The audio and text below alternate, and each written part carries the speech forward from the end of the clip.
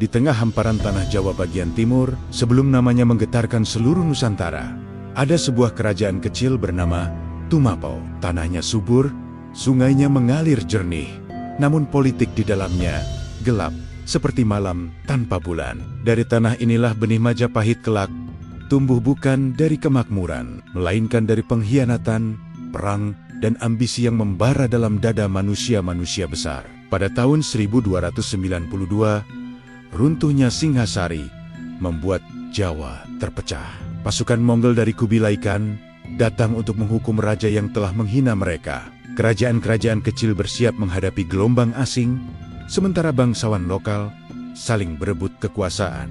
Di tengah kekacauan itu, seorang pangeran muda bernama Raden Wijaya menyusun rencana besar, rencana yang kelak mengukir sejarah. Wijaya bukan prajurit terkuat, bukan pula bangsawan dengan kekayaan tak terbatas. Tapi dia memiliki dua hal yang mengubah dunia: kecerdikan politik dan ketenangan menghadapi badai. Saat Singhasari tumbang oleh pemberontakan Jayakatwang, Wijaya melarikan diri ke utara, ditemani beberapa pengikut yang setia. Dalam pelariannya, dia tidak hanya menyusun strategi untuk bertahan hidup, tapi juga untuk membangun sesuatu yang jauh lebih besar dari kerajaan manapun sebelum dirinya. Dengan izin Jayakatwang, Wijaya membuka hutan di Tarik dan mendirikan pemukiman yang kelak dikenal sebagai Majapahit. Dinamai dari buah maja yang pahit, saat pertama kali ditemukan para pekerja, tak ada yang menyangka pemukiman kecil itu akan menjadi pusat kekuatan terbesar di Asia Tenggara. Namun sejak awal, Majapahit bukan hanya tanah pertanian dan rumah-rumah kayu. Di tempat itulah lahir visi sebuah Nusantara yang bersatu. Visi yang terdengar mustahil saat itu ketika perang, perebutan tahta, dan kedatangan bangsa asing terus mengoyak persatuan. Tidak ada raja manapun yang berhasil menyatukan pulau-pulau yang terpisah lautan dan adat yang berbeda-beda. Tapi Wijaya melihat lebih jauh. Ketika prajurit Mongol tiba, Wijaya tidak melawan mereka. Ia justru menyambut mereka, lalu memanfaatkan kekuatan mereka untuk menggulingkan Jayakatwang. Setelah tujuan tercapai, dia membalikkan situasi, menyerang balik Mongol dan memaksa mereka mundur ke lautan. Dalam satu strategi brilian, Wijaya menghancurkan musuh dalam negeri dan asing, sekaligus membuka pintu menuju tahta baru. Tahun 1293, Raden Wijaya dinobatkan menjadi Kertarajasa Jayawardhana, raja pertama Majapahit. Namun di balik penobatan itu, air tenang menyimpan gelombang besar. Pembesar-pembesar kerajaan tidak sepenuhnya setia. Suara-suara konspirasi mulai terdengar. Kesetiaan retak, kecurigaan tumbuh, dan bayangan pengkhianatan pertama mulai menjalar di seluruh istana. Majapahit memang lahir, tapi ia lahir dengan bayangan kelam mengikuti setiap langkahnya. Setelah mahkota Majapahit bertengger di kepala Kertarajasa Jayawardhana, suasana kerajaan tidak serta-merta damai. Justru, semakin besar kekuasaan yang ia genggam, semakin banyak mata yang mengintainya, mata yang penuh ambisi, iri, dan kecurigaan. Istana Majapahit yang baru berdiri itu tampak megah dari luar, tapi di dalamnya udara penuh bisik-bisik yang tidak pernah padam. Awalnya, para pejabat tinggi Majapahiter, masuk bekas panglima, keluarga bangsawan, dan tokoh kepercayaan Singhasari tampak mendukung raja baru tersebut. Namun waktu berjalan, dan sebuah rumor kejam mulai meracuni kepercayaan mereka. Rumor yang mengatakan bahwa Kertarajasa bukan orang yang sama lagi. Beberapa menteri bahkan percaya bahwa raja telah digantikan oleh makhluk halus, atau bahkan bahwa dirinya kerasukan roh yang mengubah sifat dan kebijakannya. Rumor ini begitu kuat karena perilaku sang raja seringkali berubah-ubah.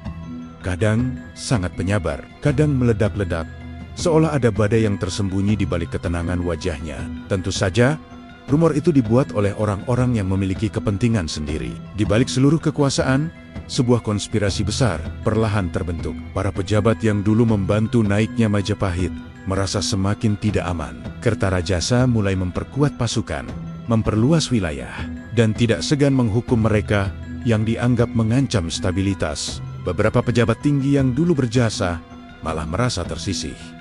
Rasa iri berubah menjadi dendam. Dendam berubah menjadi rencana pembunuhan. Dan puncak dari ketegangan itu dimulai dari satu tokoh, Mahapati, orang yang kelak dikenang sebagai pengkhianat terbesar Majapahit. Pada masa itu Mahapati dikenal licik, tenang, dan ahli memecah belah.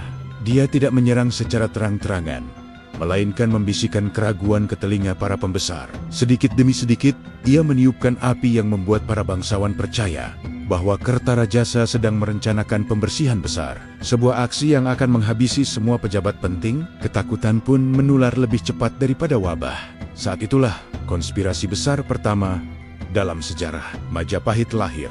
Komplotan pejabat istana untuk menggulingkan raja. Namun mereka lupa, satu hal Kertarajasa bukan hanya cerdas, tetapi juga memiliki jaringan intel yang setia dan tersebar di seluruh Majapahit. Beberapa pengkhianat bahkan tidak tahu bahwa setiap langkah mereka sudah dicatat dan dilaporkan diam-diam. Ketika para pemberontak mempersiapkan gerakan rahasia, pasukan khusus raja bergerak lebih cepat. Dalam satu malam, orang-orang yang berniat menggulingkan raja ditangkap. Ada yang diasingkan, ada yang dibunuh diam-diam tanpa kuburan, ada pula yang lenyap tanpa jejak. Majapahit terlihat kembali tenang, namun tidak ada yang benar-benar tahu bahwa luka politik pertama itu justru meninggalkan bekas yang dalam bekas yang akan menjadi akar dari tragedi di masa depan. Karena dari bayang-bayang pengkhianatan inilah kelak akan muncul seorang tokoh yang akan mengubah Majapahit selamanya, Gajah Mada. Tapi sebelum lahir sang Mahapati besar, Majapahit harus. Setelah pengkhianatan besar pertama berhasil dipadamkan, Istana Majapahit kembali berdiri megah. Namun, semua orang tahu ketenangan itu hanyalah topeng. Para abdi dalam berjalan dengan langkah hati-hati. Para pejabat menundukkan kepala lebih dalam dari biasanya. Dan bahkan, para penjaga istana yang terkenal tegas kini tampak lebih waspada. Seolah setiap sudut istana menyimpan mata-mata tak terlihat. Di tengah suasana mencekam itu, Kertarajasa Jayawardana mulai merasakan beban pemerintahan semakin berat. Bukan hanya soal pemberontakan, tetapi juga persoalan internal yang lebih rumit soal kepercayaan. Karena di Majapahit, pengkhianatan bukan hanya datang dari musuh luar, tetapi juga dari orang-orang terdekat. Perpecahan di dalam tubuh kerajaan. Para pejabat penting yang dulu menjadi fondasi berdirinya Majapahit, kini mulai terpecah menjadi kubu-kubu kecil. Ada yang tetap setia kepada raja, ada yang patuh karena takut, namun ada juga yang mulai diam-diam merencanakan langkah selanjutnya. Nama Mahapati kembali muncul, pria yang sudah dikenal sebagai si licik dengan lidah berbisa. Meskipun banyak rekannya yang sudah ditangkap atau dihukum, entah bagaimana ia mampu bertahan. Ia bersembunyi di balik sikap pura-pura tunduk sambil mempelajari kelemahan setiap pejabat utama. Di balik setiap senyum ada tipuan, di balik setiap salam hormat ada belati yang belum terlihat. Kedua, pertanda buruk mulai terlihat suatu malam. Langit Wilwatikta dipenuhi kabut tebal yang tidak biasa. Kabut itu turun begitu cepat sampai lentera penjaga hampir tidak terlihat. Beberapa orang percaya itu hanyalah fenomena alam. Tetapi para tetua kerajaan percaya itu adalah tanda tekanan batin pemimpin. Pertanda bahwa kerajaan sedang diselimuti hawa negatif. Dan benar saja, pada malam itu, seorang pejabat yang sangat dipercaya oleh Kertarajasa ditemukan meninggal di ruang kerjanya. Tidak ada tanda perkelahian, tidak ada luka, hanya wajah pucat yang membiru, seolah ia mati ketakutan. Gosip pun langsung meledak. Sebagian berkata, ia diracun. Sebagian lagi berkata, ia dibunuh makhluk gaib penjaga istana. Namun yang paling menakutkan, beberapa pejabat percaya bahwa ada kekuatan gelap yang sedang mulai merayap ke Majapahit. Ketiga, keretakan dalam rumah tangga Kertarajasa. Masalah semakin pelik ketika urusan keluarga kerajaan ikut memanas. Istri-istri Kertarajasa terutama yang berasal dari garis keturunan Singhasari dan Kediri mulai merasa tersingkir. Kecemburuan politik muncul. Beberapa putra dan putri mulai diperebutkan sebagai calon pewaris. Bayang-bayang ancaman terus menyelimuti istana Wilwatikta. Meski Kertarajasa Jayawardana berhasil meredam pemberontakan besar sebelumnya, Majapahit masih belum benar-benar aman. Luka yang ditinggalkan oleh pengkhianatan itu masih menganga, dan retakan yang tersisa perlahan merembet ke segala penjuru kerajaan. Ketegangan mulai terasa, bahkan di pasar-pasar Wilwatikta. Para pedagang membicarakan gosip istana dengan suara berbisik, seolah angin pun bisa menjadi mata-mata. Tidak ada seorang pun yang berani terlalu keras menyebut nama pejabat tertentu. Semua terasa rapuh, seperti bara yang siap menyala kapan saja. Pertama, pemerintahan Kertarajasa mulai melemah. Semakin hari kesehatan Kertarajasa memburuk, tubuhnya memang masih kuat, tetapi pikirannya semakin tertekan. Kecurigaan demi kecurigaan membuatnya sulit tidur. Ia mulai memerintahkan pengawasan ketat terhadap para pejabat tinggi. Tidak ada yang terlepas dari pengamatan. Bahkan, orang-orang yang dulunya ia percaya mulai dijauhinya sedikit demi sedikit. Keputusan politik menjadi lamban. Rapat-rapat istana berlangsung dingin. Semua orang berbicara seolah sedang berjalan di atas pecahan kaca. Sementara itu, Mahapati sang intrikator meski diawasi, justru terlihat semakin tenang. Ia paham, semakin raja terhimpit oleh rasa takut, semakin mudah Majapahit diguncang dari dalam. Kedua, para pemberontak yang belum padam. Walau pemberontakan besar telah dihentikan, sisa kelompok pemberontak masih ada. Mereka tidak hilang, mereka menunggu. Beberapa bersembunyi di hutan-hutan lebat, sebagian lagi menyusup ke desa-desa dengan menyamar sebagai rakyat jelata. Para intel kerajaan melaporkan bahwa mereka mulai membentuk kelompok-kelompok kecil, membicarakan kejatuhan raja di balik malam. Majapahit bagai kapal besar yang sedang bocor pelan-pelan. Di permukaan tenang, namun di bawahnya arus kuat bergerak tanpa diketahui. Ketiga, keretakan permaisuri dan persaingan berdarah istana dalam semakin panas. Para permaisuri dan selir Kertarajasa mulai saling curiga. Setiap roman wajah, setiap gestur, setiap kunjungan kecil ke ruang raja menjadi bahan perdebatan. Paling berbahaya adalah perebutan siapa yang nantinya akan menurunkan pewaris takhta. Para pendeta kerajaan mulai diminta menjadi mediator. Namun mereka pun takut karena konflik rumah tangga raja bisa saja berakhir pada hukuman mati bagi yang dianggap provokator. Dalam sejarah Majapahit, bagian ini tergolong kelam. Intrik keluarga kerajaan yang terjadi pada masa akhir Kertarajasa nantinya akan menjadi bibit tragedi yang lebih besar di tahun-tahun berikutnya. Keempat, kelahiran bakat besar dan arah takdir Majapahit. Hujan turun tanpa henti di malam itu, seakan langit sendiri sedang berkabung untuk sesuatu yang belum terjadi. Di dalam istana Wilwatikta, suasana semakin mencekam. Para pengawal berlarian hilir mudik, tabib dipanggil dari segala penjuru, dan para permaisuri berkumpul dengan wajah tegang. Sang raja, Kertarajasa Jayawardhana, terbaring lemah. Napasnya tersengal, pandangannya kabur, dan tubuhnya tidak lagi sekuat dulu. Waktu seolah berjalan lambat, semua menunggu sesuatu yang tak terelakkan. Kematiannya akan menjadi titik balik besar. Dan di balik pintu-pintu tertutup, perebutan takhta sudah mulai berlangsung, bahkan sebelum sang raja menutup mata. Pertama, detik-detik terakhir, sang pendiri Majapahit. Di ruang paling dalam istana, Kertarajasa meminta semua orang menjauh, kecuali satu, seorang pendeta tua yang menjadi penasihat rohaninya sejak Majapahit berdiri. Dengan suara bergetar namun masih berwibawa, sang raja berkata, "Aku membangun Majapahit dengan darah, keringat, dan pengkhianatan. Tapi aku tak ingin mewariskan kekacauan." Tabib-tabib telah pasrah. Tidak ada ramuan yang membuat kondisinya membaik. Kelelahan, beban pikiran, dan luka batin yang tidak pernah sembuh semuanya menumpuk menjadi racun yang tak terlihat. Dan pada dini hari ketika ayam belum berkokok, Kertarajasa wafat. Kabar itu menyebar lebih cepat dari angin. Beberapa menangis sungguhan, beberapa pura-pura bersedih, dan beberapa tersenyum dalam bayang-bayang. Kedua, istana langsung terpecah. Tidak ada waktu untuk duka. Begitu raja mangkat, istana terbagi menjadi 4. Kelompok pertama permaisuri-permaisuri dan keluarga raja yang berebut pengaruh siapa pewaris yang sah. Mahapati dan kelompoknya yang diam-diam ingin mengendalikan takhta dari balik layar. Ketiga, pejabat loyalis lama yang ingin stabilitas dan ketertiban.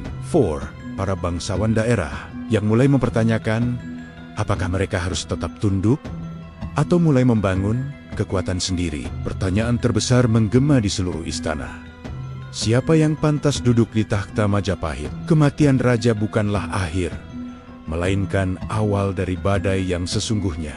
Ketiga, Pangeran Jayanegara, sang pewaris yang lemah takhta, kemudian jatuh kepada Jayanegara, putra Kertarajasa. Namun para pejabat geleng kepala.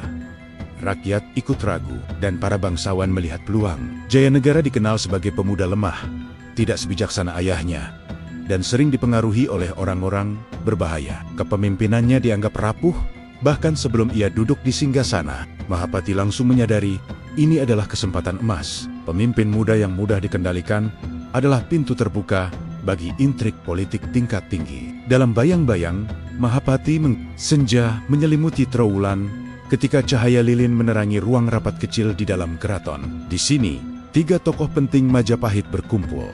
Gajah Mada, Nambi, dan Rakertawardhana. Aroma dupa memenuhi ruangan, menambah kesan tegang yang tidak terlihat dari luar. Gajah Mada membuka rapat dengan suara mantap. Majapahit sedang memasuki masa krusial. Pemberontakan kecil di daerah pesisir bukan sekadar gangguan, tapi sinyal bahwa ada pihak yang ingin memecah persatuan Nusantara. Nambi, yang terkenal berhati-hati, menimpali. Namun kita harus jeli, Patih, tidak semua pemberontakan adalah ancaman besar. Bisa jadi hanya ulah para bangsawan daerah yang ingin menunjukkan kekuatan. Gajah Mada menatapnya tajam. Justru itu, Nambi, jika kita meremehkan, mereka akan tumbuh. Rakertawardhana mengangkat tangan, menengahi. Kita butuh pendekatan ganda, diplomasi untuk para bangsawan yang masih bisa diajak bicara, dan kekuatan bagi mereka yang menentang.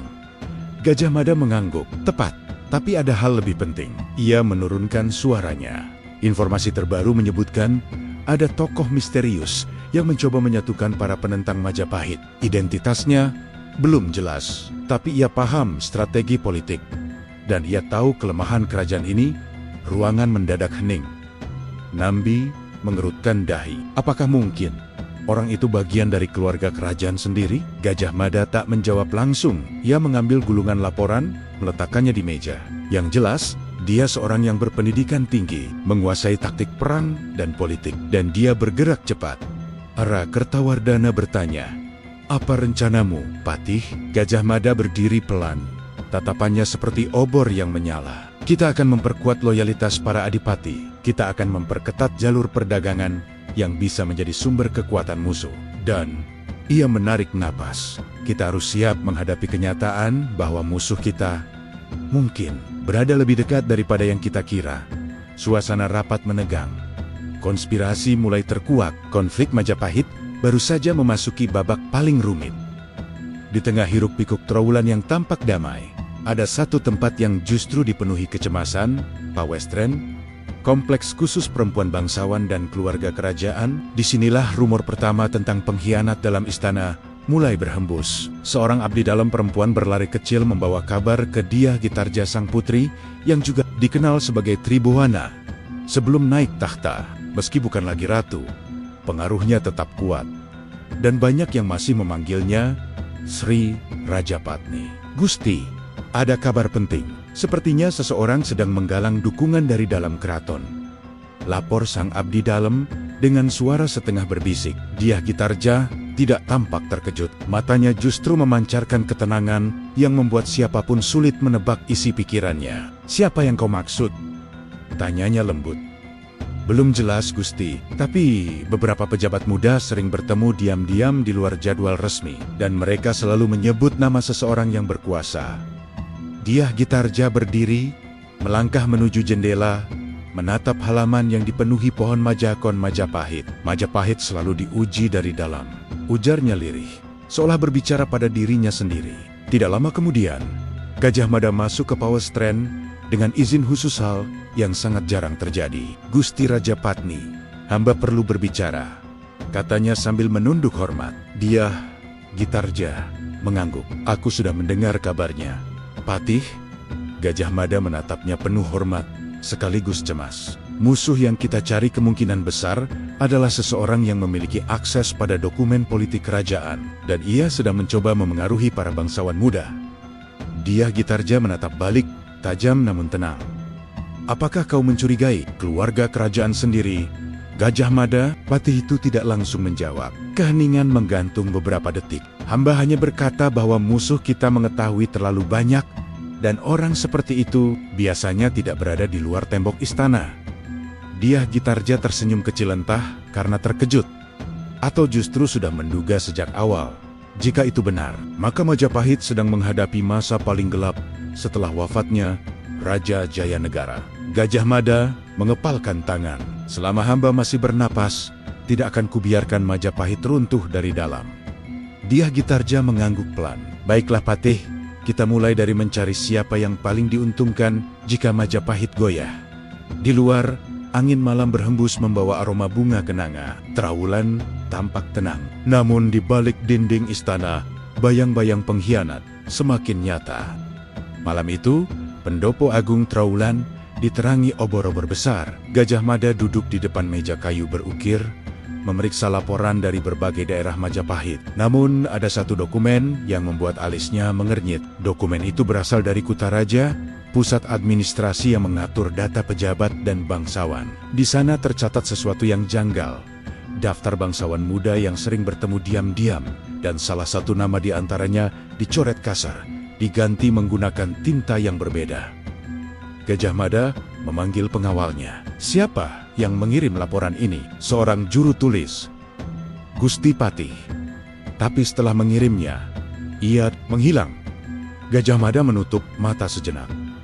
Berarti kecurigaan kita benar. Ada seseorang yang mengawasi gerak-gerik kita. Tak lama setelah itu, datanglah Aditya Warman, sepupu Hayam Wuruk yang dikenal cerdas, berwibawa, namun sering bertindak di luar dugaan.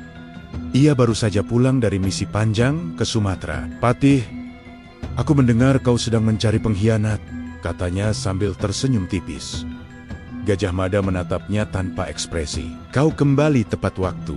Aditya Warman berjalan mengitari ruangan, memperhatikan dokumen yang berserakan. Kau yakin inilah orang dalam? Bisa saja musuh dari luar yang ingin memecah Majapahit. Gajah Mada menggeleng pelan. Jika musuh dari luar, mereka tidak akan tahu nama-nama ini. Hanya orang istana yang memiliki akses. Aditya Warman berhenti, menatap Gajah Mada dengan sorot mata yang sulit ditebak. Lalu, kau mencurigai siapa? Gajah Mada menunjuk bagian dokumen yang tercoret. Hamba tidak mencurigai siapapun, tetapi seseorang ingin menyembunyikan nama ini. Aditya Warman mendekat. Ia melihat nama yang tersisa, samar seolah ditutup dengan sengaja, namun tidak sepenuhnya hilang. Nama itu berbunyi, Rawit. Setengah nama yang tertinggal membuat udara malam terasa lebih berat. Aditya Warman berbisik, jadi, apakah kau mencurigai orang itu? Atau justru seseorang ingin menjeratnya? Gajah Mada memejamkan mata sejenak. Di Majapahit, bro. Gusti Aditya Warman, kadang nama yang dicoret justru lebih berbahaya dari nama yang tertulis. Aditya Warman tersenyum. Kau benar. Karena nama yang dicoret bisa berarti dua hal.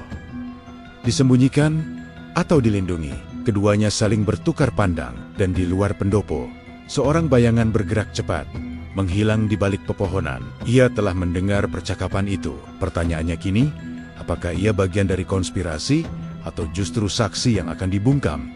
Angin malam Trawulan berhembus pelan, membawa aroma tanah basah dan dedaunan yang bergesekan pelan. Namun di balik ketenangan itu, ada seseorang yang sedang berlari cepat, menyusuri pekarangan istana tanpa menimbulkan suara. Bayangan itu berhenti di sebuah sudut gelap, memandang kembali ke arah pendopo tempat Gajah Mada dan Aditya Warman berbicara barusan.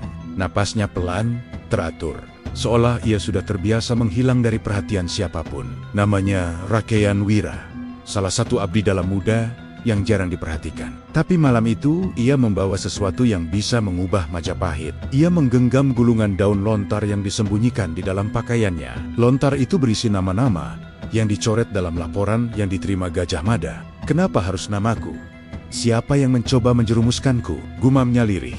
Rakeyan Wira bukan bangsawan tinggi. Ia hanya juru catat biasa. Tapi ia tahu satu rahasia besar.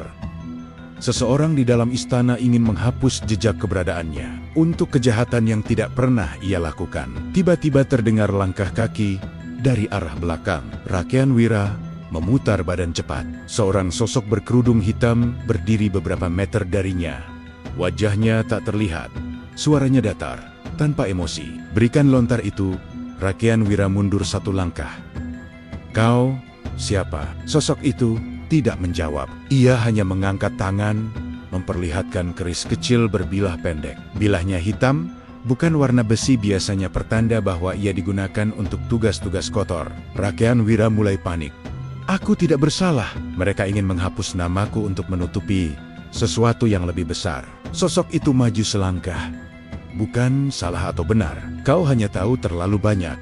Tanpa menunggu, Rakean Wira berlari. Ia menembus kebun belakang istana, melewati pepohonan rindang dan kolam batu. Napasnya terengah, namun ia terus berlari. Tidak, aku harus. Belum sempat ia menyelesaikan kata-katanya. Sesuatu melesat cepat. Menggores bahunya, darah mengalir. Rakean Wira menahan rasa sakit, tapi terus memaksa tubuhnya bergerak. Ia tahu hanya ada satu tempat yang cukup aman untuk menyembunyikan lontar ini. Perpustakaan rahasia Majapahit, tempat naskah kerajaan disimpan jauh dari mata publik. Jika ia bisa sampai ke sana, masih ada harapan. Di belakangnya, sosok gelap itu berjalan tenang, seperti pemburu yang yakin mangsanya tidak akan bisa kabur. Tugas ini akan segera selesai, bisiknya. Sementara itu, di pendopo, Gajah Mada tiba-tiba berdiri. Ia merasakan sesuatu. Aditya Warman, katanya lirih, ada seseorang di luar sana yang sedang dikejar. Aditya Warman menanggapi dengan cepat, matanya membesar. Orang itu membawa informasi. Gajah Mada mengangguk. Dan jika kita terlambat, Majapahit akan kehilangan satu-satunya saksi kebenaran. Mereka berdua langsung bergerak. Malam itu,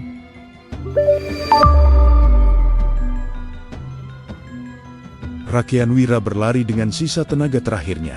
Bahunya panas, darah menetes sepanjang jalan berliku di area belakang istana. Ia tahu sosok pemburu itu masih mengikutinya, bukan terburu-buru, tapi tenang seperti bayangan maut yang yakin korbannya tak akan lepas. Di kejauhan, tampak sebuah bangunan tua dengan pintu kayu kokoh yang hampir tertutup pepohonan besar. Hanya sedikit orang yang tahu keberadaannya. Perpustakaan rahasia Majapahit. Rakean Wira mendorong pintu berat itu sambil gemetar. Bunyi derit kayu terdengar seperti keluhan dari masa lalu. Begitu masuk, aroma naskah kuno, dupa kering, dan debu yang damai menyambutnya. Di ruang remang-remang itu, ratusan lontar kuno tersusun di rak-rak tinggi. Cahaya bulan masuk dari celah atap, seolah menerangi lorong sepi tempat para empu ilmu kerajaan menyimpan pengetahuan terlarang. Rakean Wira memegangi bahunya yang masih mengucurkan darah. Aku harus menyembunyikan ini, gumamnya sambil membuka gulungan lontar yang berisi daftar nama itu. Beberapa nama dicoret dengan tinta merah gelap, bukan tinta biasa. Dan ia tahu salah satunya adalah nama pejabat penting yang baru saja diangkat Gajah Mada sebagai pengawas keamanan istana. Seseorang sedang memainkan politik kotor. Bahkan, sebelum kerajaan ini mencapai puncaknya, bisiknya lemah. Di luar, langkah kaki terdengar. Pintu perpustakaan berderit pelan. Sosok hitam itu memasuki ruangan. Gerakannya senyap, namun penuh keyakinan. Keris pendek itu masih tergenggam. Bila hitamnya memantulkan sedikit cahaya rembulan. Rakean, menyerahlah. Tidak ada yang bisa kau sembunyikan, katanya pelan. Rakean Wira mundur, menahan sakit, menyembunyikan lontar di balik deretan kitab tua. Aku tidak akan membiarkan Majapahit jatuh ke tangan orang sepertimu. Sosok itu tertawa kecil dingin dan tanpa jiwa. Majapahit tidak akan jatuh.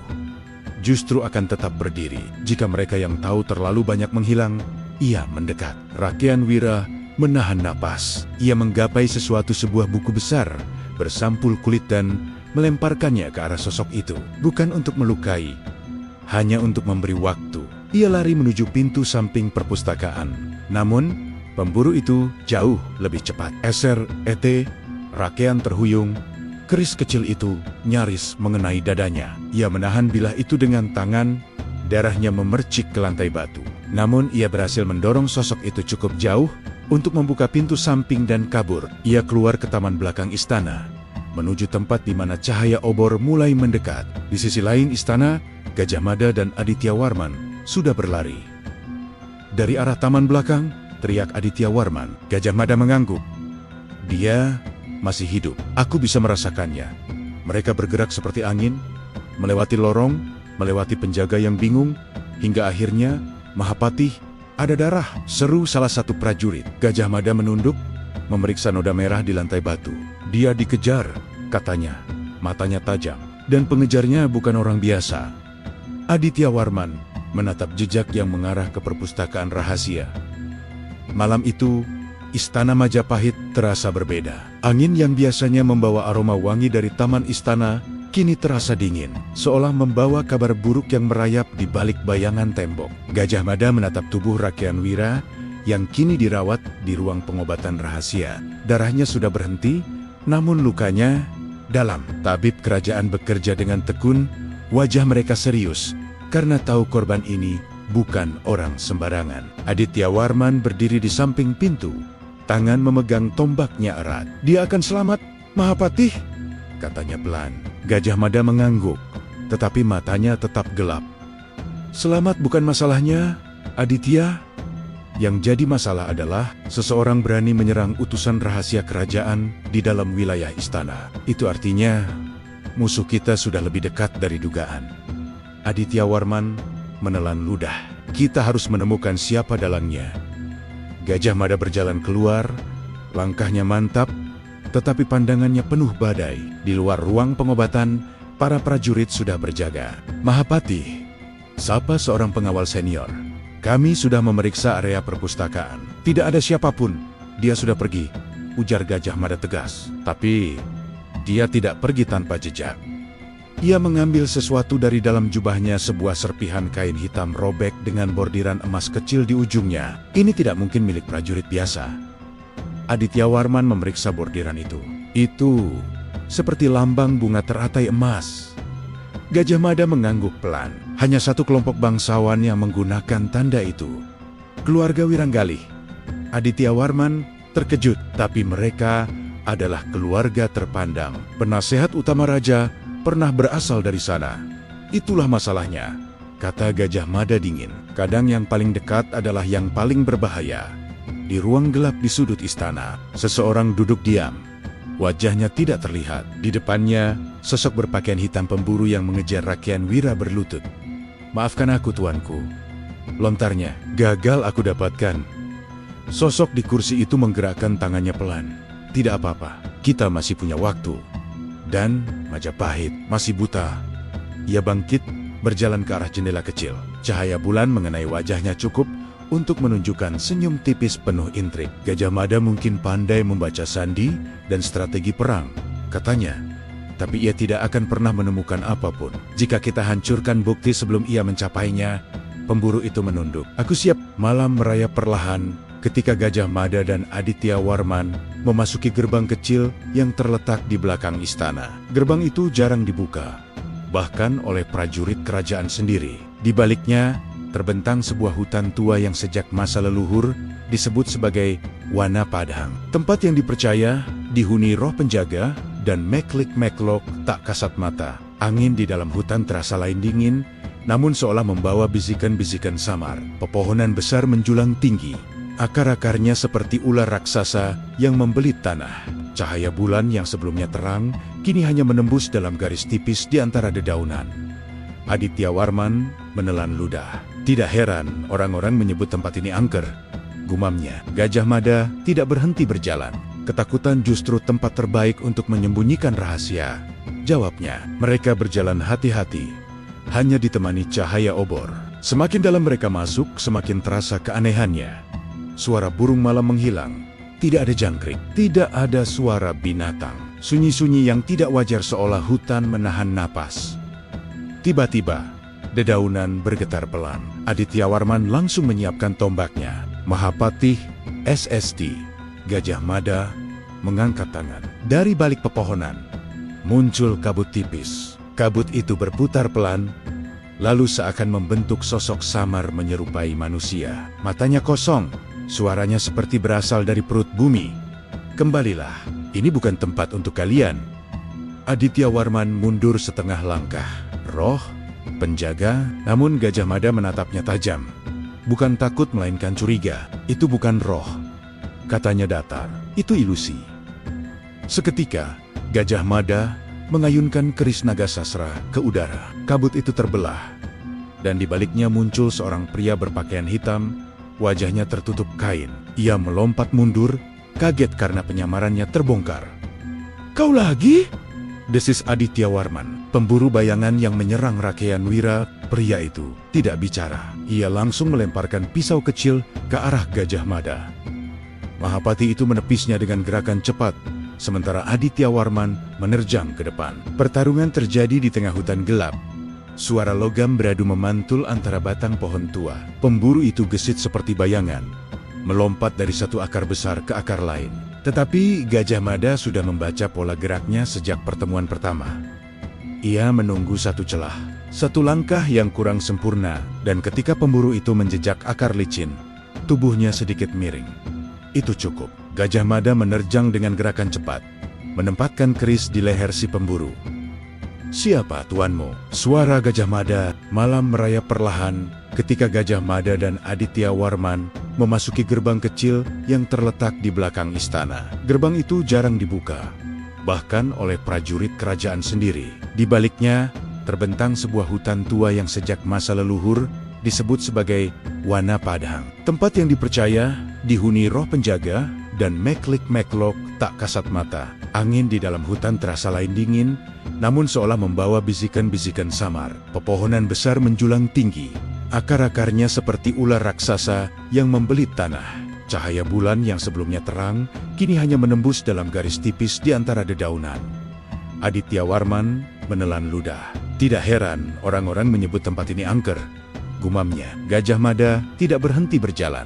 Ketakutan justru tempat terbaik untuk menyembunyikan rahasia. Jawabnya, mereka berjalan hati-hati, hanya ditemani cahaya obor. Semakin dalam mereka masuk, semakin terasa keanehannya. Suara burung malam menghilang. Tidak ada jangkrik, tidak ada suara binatang. Sunyi-sunyi yang tidak wajar seolah hutan menahan napas. Tiba-tiba, dedaunan bergetar pelan. Aditya Warman langsung menyiapkan tombaknya. Mahapatih, SSD, Gajah Mada, mengangkat tangan. Dari balik pepohonan, muncul kabut tipis. Kabut itu berputar pelan, lalu seakan membentuk sosok samar menyerupai manusia. Matanya kosong. Suaranya seperti berasal dari perut bumi. "Kembalilah, ini bukan tempat untuk kalian." Aditya Warman mundur setengah langkah. Roh, penjaga, namun Gajah Mada menatapnya tajam. Bukan takut melainkan curiga. "Itu bukan roh," katanya datar. "Itu ilusi." Seketika, Gajah Mada mengayunkan keris naga sasra ke udara. Kabut itu terbelah, dan di baliknya muncul seorang pria berpakaian hitam. Wajahnya tertutup kain. Ia melompat mundur, kaget karena penyamarannya terbongkar. "Kau lagi?" desis Aditya Warman. Pemburu bayangan yang menyerang Rakyan Wira. Pria itu tidak bicara. Ia langsung melemparkan pisau kecil ke arah Gajah Mada. Mahapati itu menepisnya dengan gerakan cepat, sementara Aditya Warman menerjang ke depan. Pertarungan terjadi di tengah hutan gelap.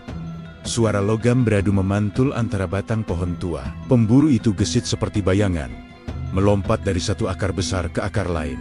Tetapi Gajah Mada sudah membaca pola geraknya sejak pertemuan pertama. Ia menunggu satu celah, satu langkah yang kurang sempurna, dan ketika pemburu itu menjejak akar licin, tubuhnya sedikit miring. Era keemasan Majapahit bukan hanya soal politik dan ekspansi, tetapi juga bagaimana kerajaan ini menjadi pusat perdagangan terbesar di Asia Tenggara. Letaknya yang strategis di jalur pelayaran internasional membuat para pedagang dari Tiongkok, Champa, Siam, India, Arab hingga Nusantara datang dan pergi membawa barang mewah.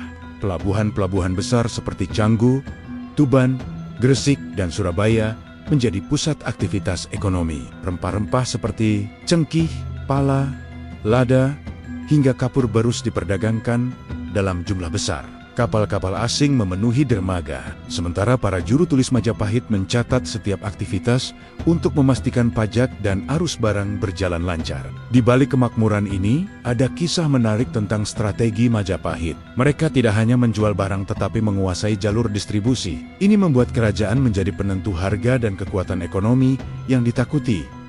Di kawasan, visi Gajah Mada untuk menyatukan Nusantara ternyata bukan hanya ambisi politik, tetapi juga strategi ekonomi.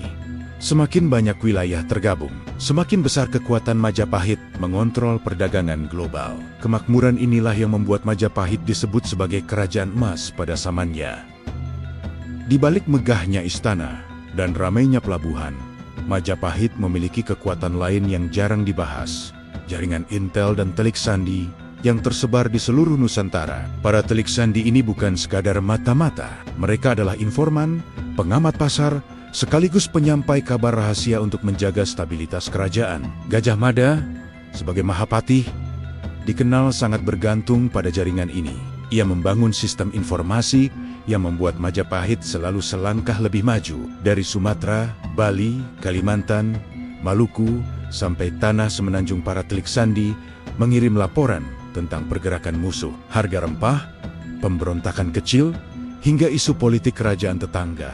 Informasi ini kemudian dikumpulkan di istana, dianalisis oleh para penasihat, dan digunakan untuk mengambil keputusan besar. Banyak ekspansi Majapahit yang sukses, bukan karena kekuatan militer semata, tetapi karena pengetahuan yang akurat sebelum pasukan bergerak. Namun, kekuatan intel ini juga membuat banyak bangsawan gelisah. Ada rumor bahwa Gajah Mada mengetahui hampir semua intrik dalam istana, bahkan yang belum terjadi. Majapahit berdiri kokoh bukan hanya karena pedang dan sumpah, tetapi karena biang beyong cerdas yang bekerja dalam senyap. Setelah melewati puncak kejayaan, Majapahit perlahan memasuki fase paling kelam dalam sejarahnya. Perpecahan internal mulai tak terhindarkan. Para bangsawan berebut pengaruh. Wilayah-wilayah vassal satu persatu melepaskan diri. Dan pusat kerajaan kehilangan kekuatan yang dulu begitu kokoh. Di tengah situasi yang semakin rapuh, muncul pula ancaman baru dari luar. Kekuatan Islam yang berkembang di pesisir utara Jawa. Kesultanan Demak berdiri sebagai penerus kekuatan baru yang menantang dominasi Majapahit. Konflik besar pun terjadi. Pertempuran antara sisa-sisa pasukan Majapahit dan pasukan Demak menjadi titik balik sejarah. Banyak catatan menyebut bahwa kerajaan ini runtuh sekitar tahun 1478.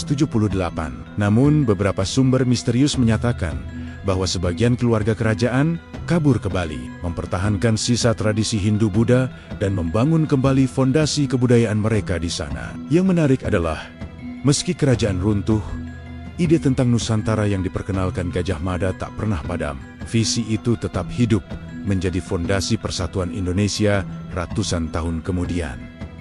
Majapahit memang berakhir, tapi warisannya tetap abadi. Dalam budaya, prasasti, hukum, hingga identitas bangsa. Di balik kejayaan yang terus bersinar, Majapahit perlahan mulai diguncang dari dalam. Setelah berbagai operasi politik, diplomasi, dan ekspansi dilakukan, muncul satu masalah besar yang sulit dibendung. Retaknya kepercayaan antar elit istana. Para bangsawan mulai merasa posisi Gajah Mada terlalu kuat. Ia menguasai pasukan, mengatur strategi, mengendalikan perdagangan, bahkan memiliki jaringan informasi yang hampir tak tersentuh. Sementara itu, beberapa raja bawahan mulai mempertanyakan apakah Sumpah Palapa masih relevan, terutama setelah wilayah Nusantara semakin luas dan sulit diatur. Mulai muncul faksi-faksi kecil yang diam-diam membentuk aliansi untuk menekan kekuasaan Mahapatih. Sebagian berharap menggoyang posisinya, sebagian lagi ingin mengambil alih kendali pemerintahan secara perlahan. Di lingkungan istana, bisikan-bisikan politik makin sering terdengar, isu penggulingan, kudeta halus, hingga rencana melemahkan pengaruh Gajah Mada. Sementara itu, Gajah Mada menyadari perubahan ini. Ia tahu, bukan kekuatan asing yang pertama menghancurkan sebuah kerajaan, tetapi perpecahan dari dalam. Majapahit masih berdiri megah, namun fondasinya mulai retak oleh ambisi, iri hati, dan ketakutan elit politiknya sendiri. Era kejayaan memasuki fase yang rapuh dan badai besar akan segera datang. Ketegangan di dalam istana Majapahit semakin terasa. Tidak ada perang terbuka, tidak ada pemberontakan besar, tapi gerakan-gerakan halus mulai terasa seperti bayangan yang mengikuti setiap langkah Gajah Mada. Para pejabat tinggi yang dulu tunduk pada wibawa Sang Mahapatih mulai melakukan manuver politik diam-diam. Ada yang membangun kedekatan dengan keluarga kerajaan, ada yang merangkul para pedagang besar, ada pula yang menggalang simpati para prajurit dengan menyebarkan isu bahwa Gajah Mada sudah kelewat jauh dalam ambisinya. Gajah Mada, yang terkenal dengan kecerdikan dan ketajaman insting politiknya, tentu tidak tinggal diam. Ia memperkuat jaringan intel, mengawasi pergerakan para bangsawan, dan memastikan bahwa setiap kebijakan kerajaan tetap sejalan dengan visi penyatuan Nusantara. Namun, Masalah terbesar bukanlah para lawannya, melainkan para pendukungnya sendiri yang mulai goyah. Sebagian merasa bahwa ambisi Gajah Mada membebani kerajaan. Sumpah Palapa dianggap tidak lagi sesuai dengan kondisi Majapahit yang semakin kompleks. Raja pun mulai mempertimbangkan untuk menata ulang kekuasaan agar stabilitas tetap terjaga. Di balik megahnya Istana Kilauan Emas, ukiran megah, aroma dupa sebenarnya terjadi perang dingin yang menentukan arah masa depan Majapahit. Dan semua orang tahu, jika perang ini pecah, bukan musuh luar yang menghancurkan Majapahit tetapi Tenggen-Tenggen dari dalam kerajaan itu sendiri. Di dalam Balairung Agung Majapahit, suasana tampak tenang. Tapi di balik tirai sutra, keretakan halus mulai terbentuk antara Raja Hayam Wuruk dan Mahapatih Gajah Mada. Retakan yang tidak terdengar, tetapi terasa oleh semua orang yang peka terhadap arus politik istana. Gajah Mada masih teguh berdiri pada visi besarnya. Nusantara harus dipersatukan sepenuhnya. Tidak boleh ada kerajaan yang berada di luar kendali Majapahit. Namun Hayam Wuruk yang semakin matang sebagai raja mulai memikirkan stabilitas jangka panjang. Ia melihat bahwa Majapahit juga membutuhkan diplomasi, keseimbangan, serta hubungan baik dengan kerajaan-kerajaan tetangga. Keduanya masih saling menghormati, tapi perspektif mereka perlahan berseberangan. Pada suatu malam, di pendapa istana yang diterangi cahaya obor, Gajah Mada dipanggil menghadap. Hayam Wuruk menatapnya dengan sorot berat, seolah mempertanyakan banyak hal yang tidak diucapkan. Mahapatih, ujar sang raja dengan suara terukur, kita telah mencapai kejayaan. Namun apakah kehormatan Majapahit harus selalu ditegakkan dengan penaklukan?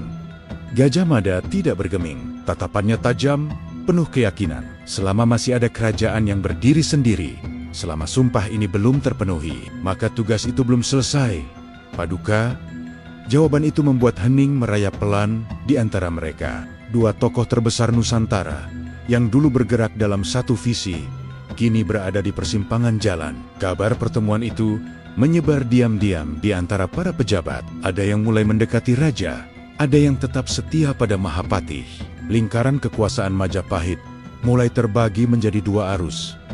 Mereka yang ingin stabilitas dan mereka yang ingin ekspansi lanjutan. Malam itu, untuk pertama kalinya, bayangan masa depan Majapahit terlihat samar. Tidak lagi jelas apakah kerajaan akan bertambah kuat atau justru mulai kehilangan arah karena perbedaan tujuan di puncak kekuasaan. Retakan di tubuh Majapahit mulai terlihat semakin jelas. Para pejabat tinggi yang sebelumnya begitu patuh, kini perlahan-lahan menunjukkan wajah aslinya. Di ruang-ruang pendapa, tempat para bangsawan berkumpul, pembicaraan politik mulai berubah menjadi bisikan bernada ancaman. Rakrian Wijaya, pejabat muda yang dulu tanpa sengaja mendengar percakapan gelap, kini mendapati dirinya menjadi sasaran pendekatan dari berbagai kelompok. Mereka menggoda, mengiming-imingi, bahkan membujuknya dengan jabatan yang lebih tinggi, asal ia mau memihak dalam pertarungan politik yang akan datang. Namun, Wijaya, meski masih muda, memahami satu hal, Majapahit tidak pernah jatuh oleh musuh dari luar, melainkan oleh ambisi dari dalam. Di sisi lain, Gajah Mada mulai merasakan perubahan atmosfer. Para pejabat yang biasanya menyambutnya dengan hormat, kini bersikap datar, bahkan kaku. Beberapa dari mereka tampak seperti menahan kata-kata yang ingin keluar, tetapi tak berani diucapkan. Pada suatu sore, Mahapatih mengumpulkan beberapa satria kepercayaannya. Ada sesuatu yang bergerak di kegelapan. Ucapnya tegas, kita tidak boleh menunggu hingga mereka berani muncul terang-terangan. Namun, para satria yang duduk melingkar di hadapannya tahu, lawan kali ini bukan musuh di medan perang. Ini adalah musuh yang memakai senyum, busana bangsawan, dan kata-kata manis. Sementara itu, Hayam Wuruk semakin terjepit di tengah konflik yang tidak pernah ia inginkan. Ia masih menghormati Gajah Mada, tetapi para penasihat kerajaan mulai mendorongnya untuk mengendalikan Mahapatih Hatau, setidaknya menjauhkan pengaruhnya dari urusan politik istana. Jika tidak ada keseimbangan, kata salah satu penasihat, Majapahit bisa pecah dari dalam. Raja termenung. Ia tahu Gajah Mada telah membawa Majapahit pada puncaknya. Namun ia juga tahu bahwa kekuatan Mahapatih telah menjadi pedang bermata dua, bisa melindungi tetapi juga bisa menakutkan. Di luar tembok istana, Rakyat biasa yang tak pernah melihat wajah Sang Mahapati secara langsung, hanya mendengar rumor. Mereka membicarakan adanya pertentangan besar yang akan menentukan nasib seluruh tanah Nusantara. Para pedagang di pasar membicarakan kemungkinan perubahan kekuasaan. Para prajurit yang berjaga di pintu gerbang merasa suasana jadi lebih tegang dari biasanya. Bahkan, para biksu di pertapaan pun mulai merasakan kegelisahan spiritual yang tak mereka pahami sumbernya. Seolah angin Majapahit sendiri sedang membawa pesan.